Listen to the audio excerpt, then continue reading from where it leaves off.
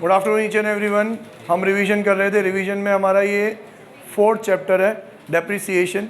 वैसे तो हमें रिवाइज करना है PGBP, profit and gains from business profession, लेकिन उससे पढ़ने से पहले आपकी बुक में एक चैप्टर अलग से दे रखा होता है डेप्रिसिएशन, वो पढ़ लेते हैं। डेप्रिसिएशन टारगेट हमारा आज और कल में कंप्लीट हो जाना चाहिए। सारे रूल्स एंड रेगुलेशन आज पढ़ा दूंगा, क्वेश्चन आंसर्स कल करा दूंगा। डेप्रिसिएशन में एक ही चीज़ आपको याद रखनी है, block of asset concept. Block of asset concept क्या कहता है कि भाई सरकार के पास टाइम नहीं है कि वो एक एक असेट के ऊपर अलग अलग डेप्रिसिएशन लगाए, असेट के दिन गिने कि कब खरीदी कब बेची और दिन के अकॉर्डिंगली डेप्रिसिएशन लगाए। तो सरकार ने क्या करा, सिमिलर कैटेगरी के असेट्स का एक ग्रुप बना दिया जिसको बोलने लग गए ब्लॉक, और उस ब्लॉक पे एक साथ डेप्रिसिएशन लगाती है। ये नहीं देखती कौन सी मशीन कितनी यूज़ में आई, कब खरीदी कब बेची। वो तो यूँ कहती है कि एग्जाम्पल एक ब्लॉक बना आपका फर्नीचर का, तो लकड़ी का फर्नीचर हो कि लोहे का फर्नीचर हो कि प्लास्टिक का फर्नीचर हो, सारे फर्नीचर की वैल्यू को एक साथ क्लब करो। अगर कुछ खरीद के लाए हो तो उसी में प्लस कर दो, और अगर कुछ आपने बेचा भी है तो उसी में से माइनस कर दो। जो बच जाए उसके ऊपर डेप्रिसिएशन लगा दो सिंगल रेट से। तो इसमें क्या बोला सर, जो खरीद के लाए वो प्लस कर दो। इसका मतलब दिन गिनने की ज़रूरत नहीं, कब खरीद के लाया कितना टाइम यूज़ किया कि नहीं, बस खरीद के लाया प्लस कर दो, और जो बेचा वो माइनस कर दो। मतलब ये भी दिन गिनने की ज़रूरत नहीं है कि कितना यूज़ करके बेचा तो उतने टाइम का डेप्रिसिएशन लगाए। बचपन में अपन ऐसा करा करते थे कि यार वो डीके गोयल साहब का हैप्पी बर्थडे आता था 1 अक्टूबर, 1 अक्टूबर को बेच दिया तो 6 महीने यूज़ किया तो 6 महीने का क्या लगा देते थे अपन, डेप्रिसिएशन। पर इसमें ऐसा नहीं करना, जो आपने बेच दी वो उस ब्लॉक की वैल्यू में से क्या कर दो, आप माइनस कर दो, जो बच जाए उसके ऊपर डेप्रिसिएशन लगा दो। अब ये जो माइनस करने वाली बात है ना, इसमें 2 पॉइंट आप ऑब्जर्व करो। पहला पॉइंट कि जो असेट मैंने सोल्ड करी वो अगर माइनस हो रही है तो इसका मतलब उसके ऊपर डेप्रिसिएशन कैलकुलेट ही नहीं हो रहा। समझ में आया कि नहीं आया? उसके ऊपर डेप्रिसिएशन कैलकुलेट हो ही नहीं रहा। और जो वैल्यू अपन माइनस करते हैं वो कौन सी वैल्यू माइनस करते हैं, सेलिंग प्राइस, कि जितने में आपने बेच दी उतने में माइनस कर दो। जो मशीन आपने बेची वो आप कब खरीद के लाए थे, कितने में खरीद के लाए थे, उसकी आज क्या WDV बची है, कोई मतलब का नहीं है। तुमने जितने में बेची हो, कौड़ियों के दाम पे बेची हो कि करोड़ों के दाम पे बेची हो, जितने में बेची हो माइनस कर दो। अगर अपन सेल प्राइस माइनस कर रहे हैं तो दूसरा ऑब्जर्वेशन इसमें कि sir profit and loss calculate नहीं होगा। हमने 11th क्लास में जब डेप्रिसिएशन का चैप्टर पढ़ा था तब जब अपन कोई असेट बेचते थे तो जितने टाइम यूज़ किया उतने टाइम का डेप्रिसिएशन लगा देते और फिर कंपेयर करते थे कि डेप्रिसिएशन लगाने के बाद वैल्यू क्या बची और मैंने कितने में बेचा, कम में बेचा कि ज़्यादा में बेचा। अक्सर कम में ही बेचते थे, क्या आता था, प्रॉफिट एंड लॉस आता था कि नहीं आता था। इसमें अब ऐसा कोई टंटा नहीं है। आप तो सिंपल जितने में बेची वो माइनस कर दो, जो बच जाए वो क्या कर दो, उसके ऊपर डेप्रिसिएशन लगा दो। क्लियर है? तो देखो अब इस कंसेप्ट की थीम एक ही है कि सरकार के पास टाइम नहीं है। क्या कह रही है? सरकार के पास टाइम नहीं है, वो तो मोटा मोटा डेप्रिसिएशन कैलकुलेट करना चाहते हैं, एक एक असेट का अलग अलग इंपॉर्टेंस वो लोग नहीं देते। तो देखो सबसे पहला आएगा आपका ओपनिंग WDV। अगर मैं यूँ मानूँ मेरा पहला ही साल है, इसी साल मैंने बिजनेस स्टार्ट किया, तो ओपनिंग WDV कुछ भी नहीं होगा। क्या मान लेते हैं, 0। फिर मैं परचेज करके लाया 5 लाख रुपीज़ की मशीन, 5 लाख के असेट आ गया मेरे पास। पहला ही साल था, अभी तो खरीद के लाया हूँ तो बेचा कुछ भी नहीं था, तो कितना हो गया, 5 लाख हो गया मेरे पास। 5 लाख पे डेप्रिसिएशन लग जाएगा। अगर मानते हैं कि 10% से डेप्रिसिएशन लगाना है तो 5 लाख का 10% 50,000 डेप्रिसिएशन लग जाएगा। WDV कितनी बचेगी मेरे पास, क्लोजिंग 4,50,000। आम जिंदगी समझ में आ रहा है सबको, सिंपल। अब अगले साल के लिए ये 4,50,000 क्या बन गया मेरे लिए, ओपनिंग WDV। अब नेक्स्ट ईयर में मैं जो भी परचेज करके लाऊंगा वो इसमें क्या कर दूंगा मैं, प्लस। लेकिन अगर प्लस करते ही डेप्रिसिएशन लग रहा है तो हमने सरकार को कहा, सरकार ये बिल्कुल ही गलत कर रहे हो आप। अगर कोई चीज़ हम 1 अप्रैल को खरीद के लाएं तो उस पर भी पूरे साल का डेप्रिसिएशन लगाओ, क्योंकि आप दिन गिनने वाले हो नहीं, आपके पास टाइम है नहीं। और अगर कोई चीज़ हम 30 मार्च को खरीद के लाएं तो इसके तो 2 ही दिन बचे, 2 ही दिन यूज़ करेंगे, उसका भी पूरे साल का डेप्रिसिएशन लगा दोगे, तो ये तो कोई फीजिबल चीज़ नहीं है। सरकार ने कहा देख हमारे पास टाइम नहीं है, लेकिन जो तू बात कह रहा है वो सही ज़रूर है। तो एक काम कर सकते हैं, क्या काम कर सकते हैं, अपन इसको 2 कैटेगरी में बांट देते हैं। Put to use for more than 180 days, for less than 180 days. Sir put to use का मतलब when you have put it for use. Example कि वो इंस्टॉल कब कराया आपने, खरीद के कभी भी लाए हो, मुझे उससे मतलब नहीं है। मतलब किससे है, आपने इंस्टॉल कब करा है। आपने जब से उसको इंस्टॉल किया तब से लेके 31 मार्च तक अगर 180 दिन से ज़्यादा आपने यूज़ किया है तो उस पर पूरे रेट से डेप्रिसिएशन लगेगा। अगर 180 दिन से कम यूज़ किया है तो उस पर हाफ रेट से डेप्रिसिएशन लगेगा। तो सर एक तरीके से दिन तो हमें गिनने पड़ ही जाएंगे, 180 दिन से ज़्यादा कि 180 दिन से कम। तो इसका हमने एक बेंचमार्क दे दिया, गांधी जयंती के एक दिन बाद 3 अक्टूबर, कि कोई सी भी चीज़ अगर 3 अक्टूबर के बाद में यूज़ लेना चालू कर रहे हो तो उसके लेस देन 180 डेज होते हैं। 3 अक्टूबर से पहले यूज़ करना चालू करते हो तो उसके मोर देन 180 डेज रहते हैं। तो अपन बात करते हैं, एक असेट लाया मैं 3 लाख का 3 अक्टूबर के पहले, ठीक है, तो ये तो आएगा put to use for more than 180 days 3 lakh rupees plus कर दूँ। और एक असेट लाया मैं 4 लाख का 3 अक्टूबर के बाद, तो उसको मैंने यूज़ किया 180 डेज से कम, तो उसको हम ऐड कर देंगे put to use for less than 180 days 4 lakh. तो देखा जाए तो मेरे पास 7 लाख के असेट नए आ गए। 4,50,000 का तो ओपनिंग था, 7 लाख का और आ गया, टोटल कितना हो गया 11,50,000। डन। इस 11,50,000 में से अगर आपने कोई चीज़ सेल करी है इस साल तो माइनस कर दो। मैं अभी एग्जांपल लेता हूँ, कुछ भी माइनस नहीं किया मैंने, कुछ भी सेल नहीं किया क्योंकि दूसरा ही तो साल था मेरे बिजनेस का, कुछ भी सेल नहीं किया, तो नेट WDV भी कितनी आ जाएगी आपकी 11,50,000। अब इस पर मुझे लगाना है डेप्रीसिएशन। अब सरकार तो कहती है हम दिन गिनने वाले हैं नहीं, अलग अलग एसेट पे डेप्रीसिएशन कैलकुलेट करने वाले हैं ही नहीं, जो 11,50,000 आ गया उसके ऊपर डेप्रीसिएशन की रेट लगा दो, जो भी डेप्रीसिएशन की रेट हो। अगर 10% है तो 10%, 15% है तो 15%। बहुत ही ढंग से सुनना, तेरे लिए सारी चीज़ें बता रहा हूँ मैं, इनको तो शायद आती है, तू पहली बार पढ़ रहा है ये, हाँ ठीक है, ढंग से सुनना। अब सर अगर आपको पूरे 11,50,000 पे 10% लगाना ही था, सिंगल रेट लगाना ही था, तो ये put to use more than 180 days और लेस देन 180 डेज का नाटक क्यों किया? आपने कहा ना कि जिसको 180 डेज से कम यूज करोगे उसके लिए हाफ रेट। कितनी रेट? Half rate. ये याद रखना आपको। पूरे इस चार्ट में आपको सिर्फ इतना याद रखना है कि जिस असेट को हमने इस साल परचेज किया है और 180 डेज से कम यूज में लिया है उस पर डेप्रिसिएशन कितना लगेगा? Half rate. अगर नॉर्मल रेट 10% है तो उस पर लगेगा 5%। अब 180 डेज से कम कितने भी हो, भले ही आपने एक दिन भी यूज़ किया है तो भी हाफ रेट तो लगेगा ही लगेगा, 10 दिन भी यूज़ किया है तो हाफ रेट तो लगेगा ही लगेगा, 180 डेज यूज़ किया है तो हाफ रेट लगेगा, 181 डेज हो गया, 182 डेज हो गया तो फुल रेट लगेगा। Done. Less than 180 days half rate. अभी तक जो भी पढ़ा उसमें याद क्या रखना है? Less than 180 days half rate. Done. अब इस हाफ रेट को आपको इंपॉर्टेंस देनी है, जैसे मैं आपको पढ़ाते समय दे रहा हूँ। सर कैसे इंपॉर्टेंस देनी है? कि इस 11,50,000 में से जिस पे हाफ रेट लगने वाला है उसको अलग रखो और बाकी सब पे क्या लगा दो? फुल रेट लगा दो। तो सर हाफ रेट कौन सी वाली है? ये रही, लेस देन 180 डेज, इंपॉर्टेंट 5 सितारा। तो 1150 में से 4 लाख को अलग कर दो, 4 लाख का 5%, 10% में रेट बोल रहा हूँ, हाफ रेट कितनी हो गई? 5%। 4 लाख का हाफ रेट कितना हो गया? 20,000। और रिमेनिंग जो बचा बैलेंस 1150 में से 4 गए, बचे कितने आपके पास? 7,50,000। इस 7,50,000 पे पूरी रेट लग जाएगी 10%, 75,000। बेटा जो मैं इतना इन्फेसिस देके बोल रहा हूँ ये इंपॉर्टेंट है, इसीलिए बोल रहा हूँ। अभी अपन ने सेल प्राइस कुछ भी नहीं रखी, अगले जब ईयर में मैं कोई एसेट सेल करूँगा तब ये बहुत इंपॉर्टेंट बन जाएगा कि जो हाफ रेट वाला है उसको अलग रखो और जो फुल रेट वाला है उसको रिमेनिंग पे फुल रेट लगा दो 75। तो 95 लग गया टोटल, बचा कितना? 10,55,000 का आपका क्या बच गया? WDV। ये समझ में आया सबको? हाँ। अब ये मेरे लिए ईयर 3 का क्या बन जाएगा? Opening WDV। तो 11 3 का 10,55,000 ओपनिंग WDV। अब सर इस बार कुछ परचेज करके लाया? हाँ करके लाए, 180 डेज से पहले भी लाए, 180 डेज के बाद भी लाए। कितना कितना? 2 लाख 180 डेज से पहले, 5 लाख 180 डेज के बाद। तो मोर than 180 days 2 lakh, less than 180 days 5 lakh. Total कितना हो गया बेटा? 17,55,000। डन।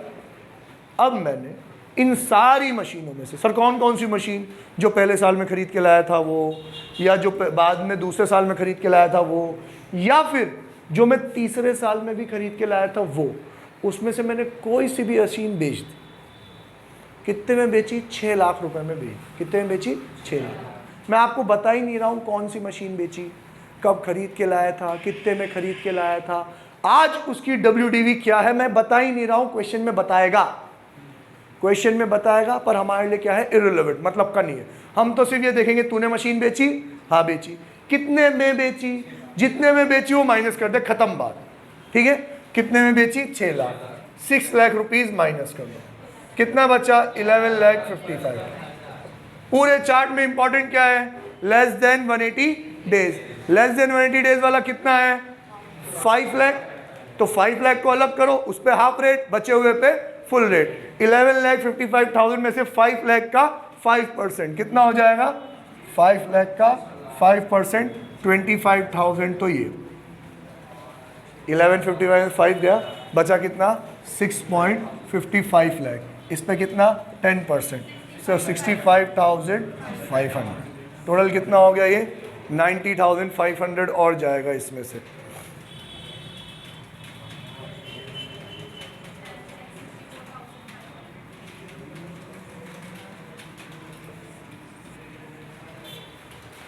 क्या हो गया, 10,64,500। डन। अब कहानी चलती जाएगी, ये अगले साल के लिए ओपनिंग WDV। जो परचेज करो चेक कर लो, 180 डेज से कम या ज़्यादा डाल दो उस कैटेगरी में, जो सेल करो माइनस कर दो, जो बचे उसमें से 180 डेज वाला अलग निकाल के बैलेंस पे क्या लगा देना, पूरा डेप्रिसिएशन लगा देना। क्लियर है ये बात अभी तक, डन। अच्छा, अब इसमें बारीक बारीक चीज़ें बताता हूँ जो आपको क्वेश्चन में याद रखनी है। पहला बारीक पॉइंट कि पुट टू यूज़ है बेटा, परचेज की डेट नहीं है। क्वेश्चन में आपको परचेज की डेट भी देगा और पुट टू यूज़ भी देगा। प्लीज़, कल भी मैंने बोला था आपको, बहुत मेहनत लग रही है आप लोगों के पीछे, ठीक है। कुछ चीज़ें छोड़ के आपको पढ़ा रहा हूँ, तो मॉनेटरी कॉस्ट भी डबल लग रही है, तो प्लीज़ ध्यान से सुनना। और ये आखिरी बार पढ़ रहे हो, अगले महीने तो पेपर ही आ जाएंगे, तो बहुत ध्यान से सुनना। पुट टू यूज़ है, परचेज नहीं है।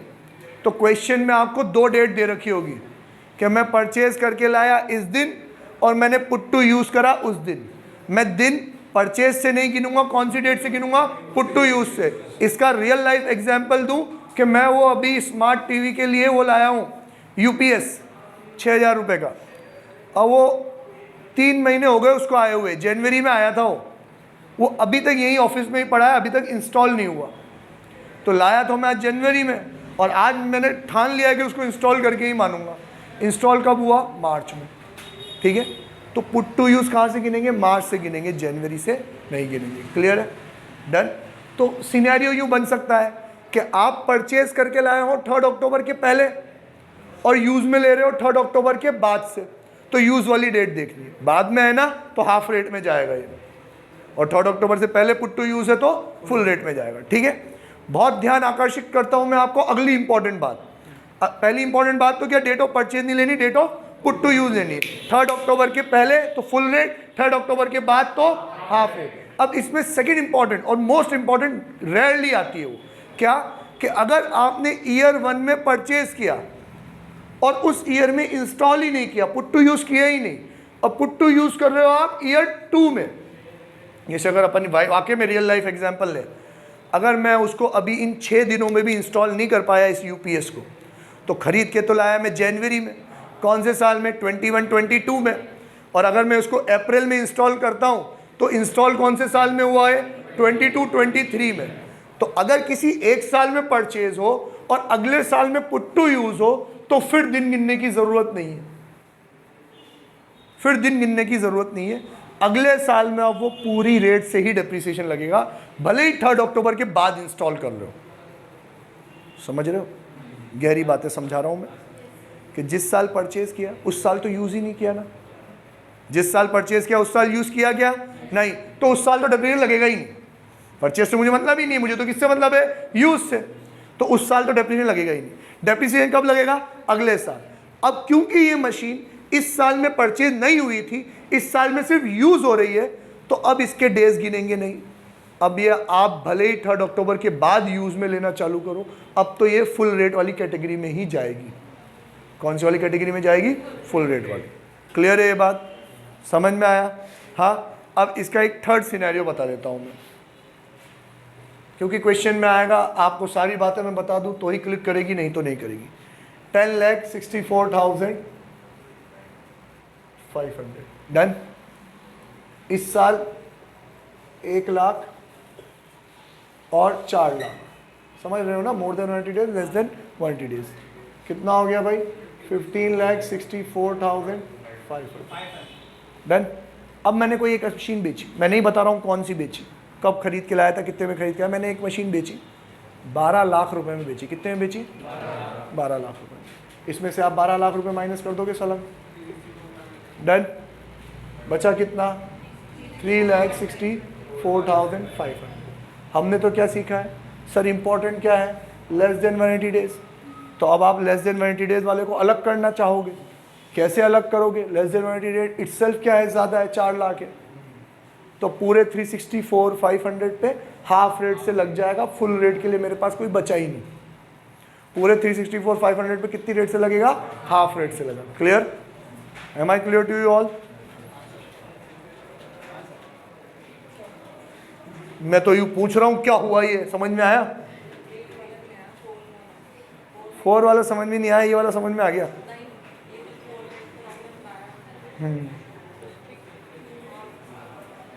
4 लाख पे हाफ रेट से क्यों लग रहा है ये, और 5 लाख पे क्यों लग रहा है, ये समझ में आ गया था। 180 डेज है, तो ये भी तो लेस देन 180 डेज है, तो इस पे हाफ रेट से लगेगा। दोनों टाइम कहाँ लग रहा है? नीचे ही तो लगता है, ऊपर कहाँ लग रहा है? मैं यूँ बोल रहा हूँ, पहले 4 लाख पे लगेगा, लेकिन मेरे पास वैल्यू 4 लाख नहीं बची है, मेरे पास वैल्यू सिर्फ 364 ही बची है, तो 364 पे लग जाएगा और कुछ नहीं लगेगा, ये बोल रहा हूँ। ठीक है, लगना 4 पे चाहिए, पर क्लोजिंग WDV है ही नहीं 4 लाख, वो तो है ही 3 लाख, तो जितना है उतने पे हाफ रेट लगा दो बस। अगर ये यहाँ पे, यहाँ सुन लो भाई, उसके चक्कर में तुम्हारा फ़ायदा हो जाए थोड़ा। अभी तो मैं क्या समझा रहा हूँ, ज़्यादा में बेच दिया, वैल्यू ही कम बची है, 4 से भी कम बची है, तो जितनी बची है उस पर हाफ रेट लगा दो। अगर मान लो वैल्यू मैंने बेचा होता 11 लाख में, तो वैल्यू बचती 4,64,000 में, तो आप क्या करते? 4 पे हाफ लगाते, बचे हुए 64 पे क्या लगा देते? फुल लगा देते, है ना? बस वही चीज़ समझा रहा हूँ। ठीक है, कंप्लीट। ये block of asset concept complete हो गया। दो केसेस में डेप्रिसिएशन कैलकुलेट नहीं होता, या तो असेट बाकी ना रहे या वैल्यू बाकी ना रहे। अपन ने कैपिटल गेन में भी पढ़ा था ना, कि मान लो आपके पास अभी यहाँ पे जो ओपनिंग WDV है ना, उसमें है 5 मशीन, ये 1 खरीद के लाए, ये 1 खरीद के लाए, टोटल कितनी मशीन हो गई? 7 मशीन हो गई। आपने 7 के 7 बेच डाली, सारी की सारी बेच डाली, कितने में? 12 लाख में। मशीन तो सारी गई, वैल्यू 12 लाख ही माइनस होगी, तो वैल्यू तो बचेगी, पर असेट ही नहीं है। जब फिजिकल एग्जिस्टेंस ही नहीं है तो डेप्रिसिएशन किस पे लगा रहे हो? हवा पे लगा रहे हो क्या आप? तो या तो असेट बाकी ना रहे, जितनी भी असेट थी सब बेच डाली ना आपने, तो अब डेप्रिसिएशन कैलकुलेट नहीं होगा। आप 15,64,000 में से 15,64,500 माइनस करके ब्लॉक की वैल्यू क्या कर दो? नील कर दो, क्योंकि सर हमारे पास एसेट बाकी नहीं है। ठीक है, समझ में आया बोधी?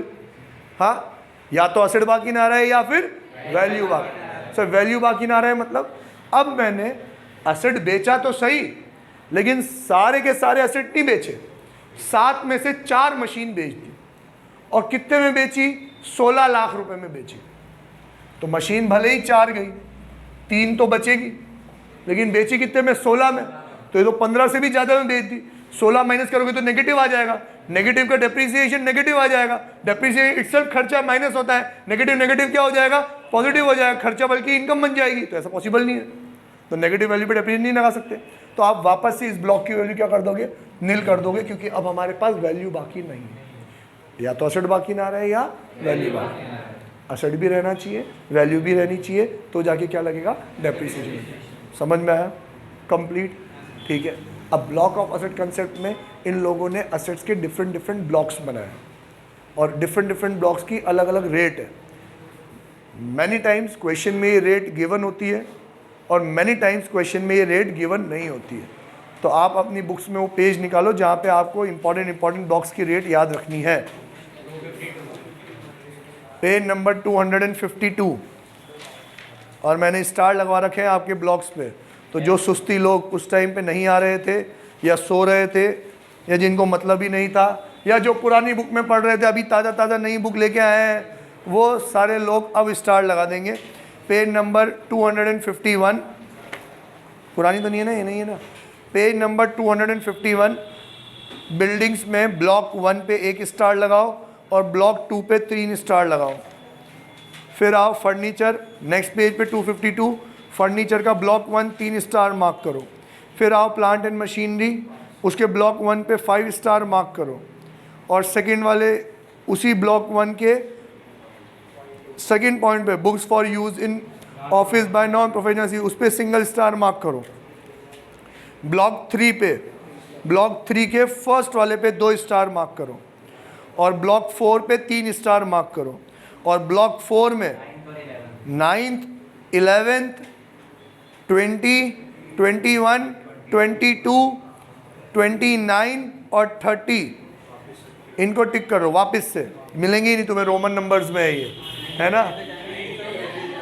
9, 11, 20, 21, 22,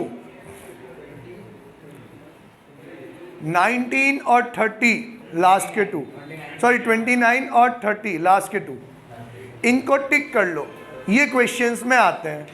और ब्लॉक 5 इस पे भी 3 स्टार।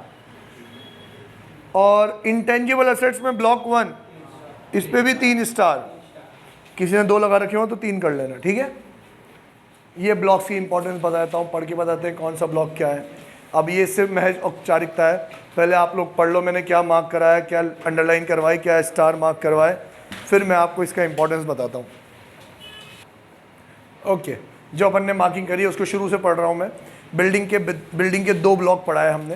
पहला ब्लॉक है आपका रेजिडेंशियल पर्पस वाला, है ना, उसमें कुछ भी लिखी हो कहानी, हम संक्षेप में पढ़ रहे हैं कि अगर आपकी जो बिल्डिंग है वो रिहाइश के काम में आती है, रेजिडेंशियल पर्पस वाली बिल्डिंग है, हॉस्टल्स हो गए और रेजिडेंशियल फ्लैट्स हो गए, क्वार्टर्स हो गए, तो उसमें 5% का डेप्रिसिएशन।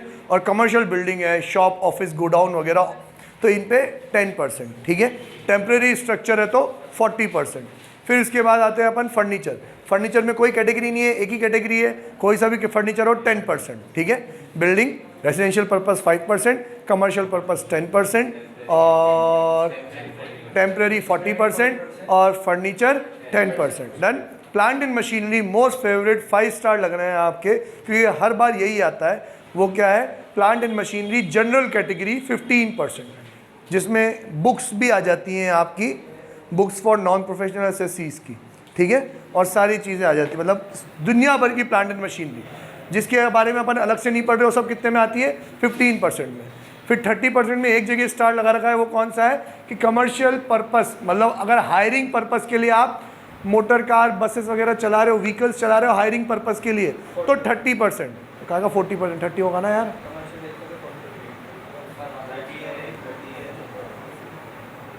30% है भाई। सेकंड नंबर के ब्लॉक पे पढ़ रहे हैं अपन, ठीक है। फिर थर्ड वाला ब्लॉक, थर्ड वाले ब्लॉक की रेट बहुत इंपॉर्टेंट है, 40%।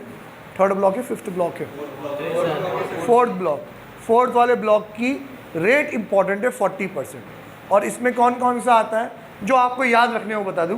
Computer and computer related equipments, पहला तो वो सारे कंप्यूटर से जुड़ने वाली सारे इक्विपमेंट्स कितना? 40%।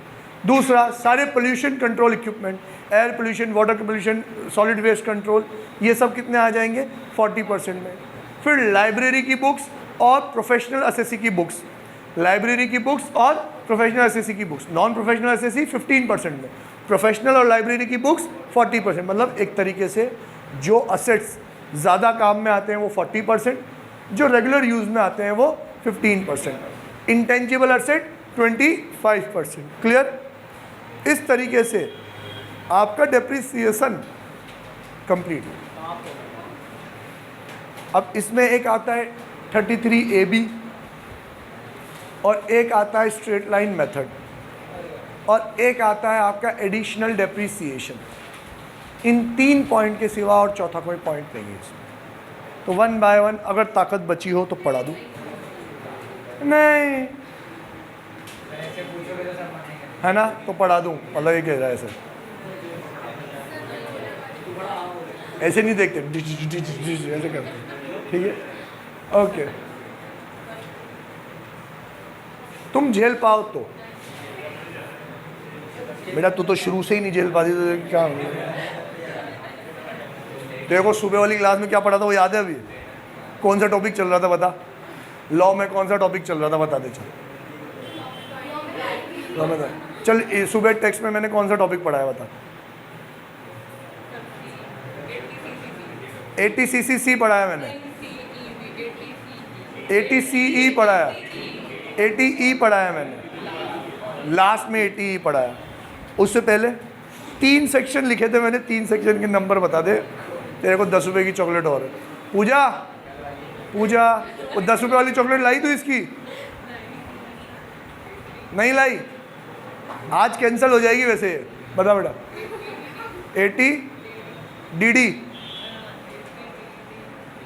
ATDDC है क्या? ATCCE, ATCCD और ATDD। टाइम वेस्ट हो रहा है हमारा। ATD, ATDDB और ATE पढ़ा है अपन ने आज। मत लाना पूजा कोई भी चॉकलेट। क्या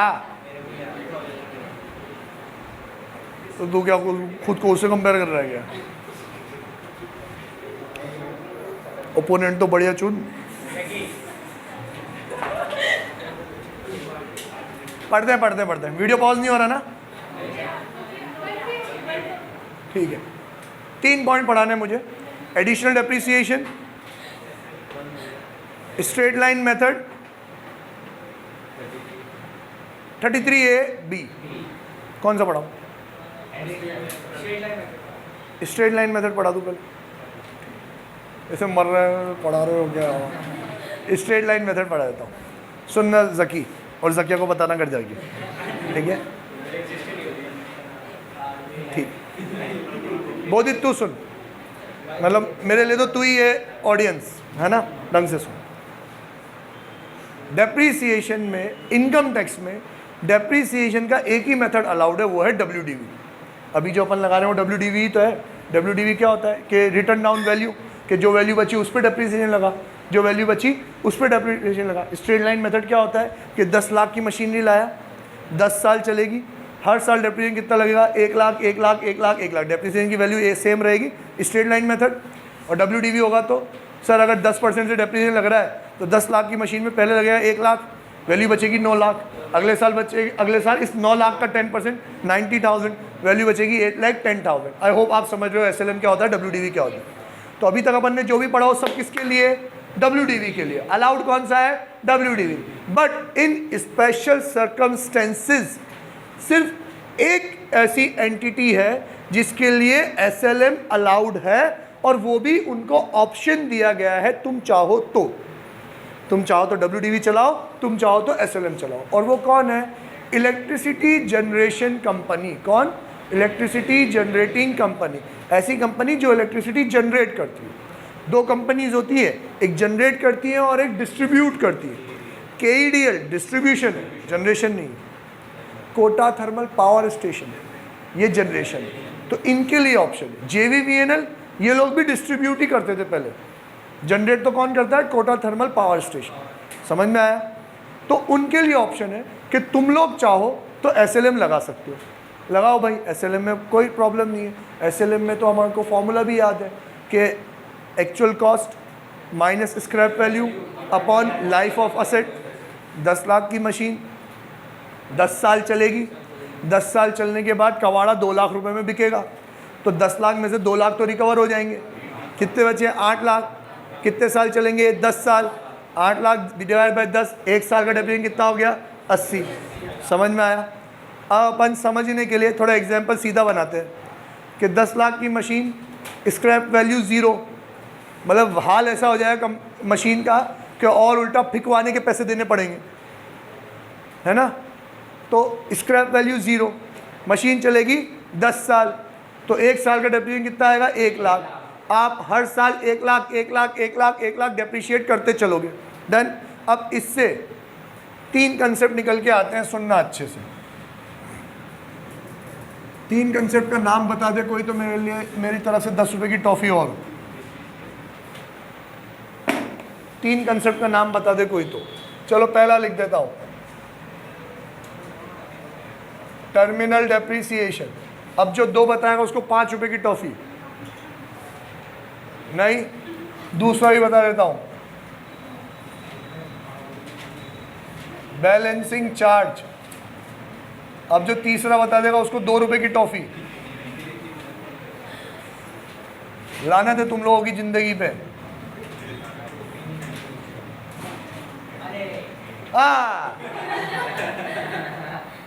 हमने नाला खुलवा के रखा है, पूरा पैक नहीं करवाया। आप लोग जाके उल्टा कूदना, सीधा कूदोगे तो शायद बच जाए, इतनी गहराई नहीं है उसकी। उल्टा कूदना और निकलने की कोशिश मत करना जब तक मर नहीं जाओ। डूब मरने जैसी हालत है तुम्हारी अगर तुम टॉपिक ही याद नहीं रख पाते। टर्मिनल डेप्रिसिएशन, बैलेंसिंग चार्ज और कैपिटल गेन, ये तीनों कंसेप्ट डेप्रिसिएशन लगाने के नहीं है। सुनना अच्छे से, ये तीनों कंसेप्ट डेप्रिसिएशन लगाने के नहीं है। ये कंसेप्ट उनके लिए है जिनके ऊपर SLM मेथड लगता है, और अगर मैं उस असेट को अब सोल्ड कर देता हूं तो at the time of sale, जिस साल में सोल्ड कर रहा हूं उस साल इन 3 में से कोई एक कंसेप्ट एप्लीकेबल होगा। कैसे सीखते हैं। 10 लाख की असेट थी, SLM बेसिस पे हर साल 1 लाख 1 लाख 1 लाख 1 लाख में डेप्रिशिएट कर रहा था। 6 साल बीत गए, 6 साल बीत गए तो कितना डेप्रिसिएशन लग चुका? 6 लाख। 6 लाख लग चुका। अब WDV कितनी बची है? 4 लाख। तो WDV है भाई SLM बेसिस पे, डेप्रिसिएशन माइनस करने के बाद रिटर्न डाउन वैल्यू बची है आपकी 4 लाख। अब आप इस मशीन को बेच रहे हो तो हम कहेंगे 6 साल पूरे हो गए, 7वें साल में जब आप इसको बेच रहे हो तो कितने में बेचा? कम में बेचा कि ज़्यादा में बेचा? अगर आपने इस 4 लाख की WDV वाले असेट को कम में बेचा, मान लो आपने बेचा 2.5 लाख में, है ना, तो 4 लाख की WDV बची थी, उसमें 2.5 लाख तो मिल गए। बाकी का जो 1.5 लाख है वो क्या माना जाएगा? आपका टर्मिनल डेप्रिसिएशन। टर्मिनल मतलब टर्मिनेट करने वाला, एंड वाला, आखिरी डेप्रिसिएशन। कितना? 1.5 लाख, जो भी वैल्यू बची उसकी। डन। अगर कम में बेचोगे आप 2.5 में बेचो, 3.5 में बेचो, 1.5 में बेचो या 50,000 में बेचो। मैंने 4 लाख की WDV वाली चीज़ 50,000 में ही बेच दी, तो 3.5 लाख का क्या लग जाएगा? टर्मिनल डेप्रिसिएशन उस साल में जिस साल में मैंने बेची। समझ में आया? सेकंड कंसेप्ट कि अगर सर मैं इसकी WDV से ज़्यादा में बेचता हूँ, कम से बेच रहा हूँ तो क्या आ रहा है? Terminal depreciation. अगर मैंने इसको 4 लाख से ज़्यादा में बेचा तो मान लो मैंने इसको बेचा 5.5 लाख में। कितने में बेचा? 5.5 लाख में। तो बिजनेस एंड प्रोफेशन का एक रूल है। क्या रूल है? कि अगर आपने किसी खर्चे को बिजनेस प्रोफेशन का एक्सपेंस मान के प्रॉफिट में से कम कर दिया है और वो खर्चा लेटर ईयर्स में आपको रिकवर हो जाए तो बिजनेस प्रोफेशन की क्या मानी जाती है? इनकम मानी जाती है। एग्जाम्पल, आपने इस असेट पे 6 लाख का डेप्रिसिएशन लगाया था और वो 6 लाख रुपए बिजनेस एंड प्रोफेशन की इनकम में से क्या कर दिए थे? माइनस कर दिए थे, कम कर दिए थे। मतलब आपने उसको बिजनेस का खर्चा मान लिया। अब अगर उस 6 लाख के डेप्रिसिएशन में कोई पैसा आपको रिकवर हो जाता है तो वो आपकी इनकम मानी जाएगी, जिसको अपन बोलेंगे बैलेंसिंग चार्ज। क्या बोलेंगे? Balancing charge. आपकी WDV थी 4 लाख और आपको रिकवर हो गए 5.5 लाख, मतलब 4 तो रिकवर हुए ही हुए, 1.5 लाख और रिकवर हो गए, जिसको आप पहले क्या मान चुके थे? खर्चा मान चुके थे। तो वो 1.5 लाख रुपए आपके लिए क्या मानी जाएगी? बैलेंसिंग चार्ज मानी जाएगी। समझ में आया कि नहीं आया? अब आप उसको 4.5 में बेचो, 5.5 में बेचो, 6.5 में बेचो, 7.5, 8.5, 9.5 में बेचो, 9.5 लाख रुपए में बेच दिया तो 4 तो रिकवर हुए ही हुए, और कितने रिकवर हो गए? 5.5 और रिकवर हो गए। किस में से? वो 6 लाख जिसको मैं खर्चा मान चुका था उसमें 5.5 रिकवर हो गए, तो 5.5 मेरी इनकम। लेकिन अगर आपने इसको 10.5 में बेच दिया, कितने में बेचा? 10.5 में, 10.5 लाख में, तो बेटा 4 तो रिकवर हुए ही हुए, एक्स्ट्रा कितने रिकवर हुए? 6.5, और उस 6.5 में से आपने खर्चा कितना माना था? 6, है ना। तो जो आपको एक्स्ट्रा 6.5 लाख मिल रहे हैं ना, उस 6.5 लाख में से 6 लाख तो आप खर्चा मान चुके थे, तो वो तो बन जाएगा आपका बैलेंसिंग चार्ज। और कॉस्ट से भी ऊपर जो उसकी एक्चुअल कॉस्ट थी कितनी 10 लाख, उससे ऊपर आपको कितना रिसीव हुआ 50,000, वो 50,000 0.5 लाख आपका क्या माना जाएगा कैपिटल गेन। समझ में आया?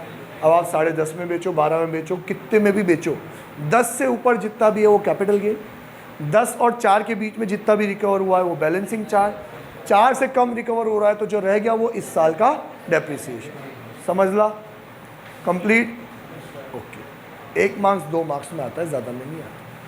ठीक है, और बहुत अच्छे से समझ में आया दे तो 2 मार्क्स में ही आएगा। अब आपके 2 टॉपिक बचे, 33AB और एडिशनल डेप्रिसिएशन। कौन सा वाला पढ़ाऊँ? ये तो कोई टॉपिक ही नहीं है। नहीं बोल अली, कौन सा टॉपिक पढ़ाओ जो तू बोलेगा वो। 33AB पढ़ लेते हैं ना यार, ख़त्म करते हैं ना। मैं पढ़ा देता हूँ, कल वापस रिवाइज करा दूँगा। तो तुम जा रहे हो यूँ? तो ठीक है, मैं भी थक गया हूँ। आज के लिए इतना ही, फिर कल मिलते हैं। तब तक के लिए बाय, टाटा, सी यू।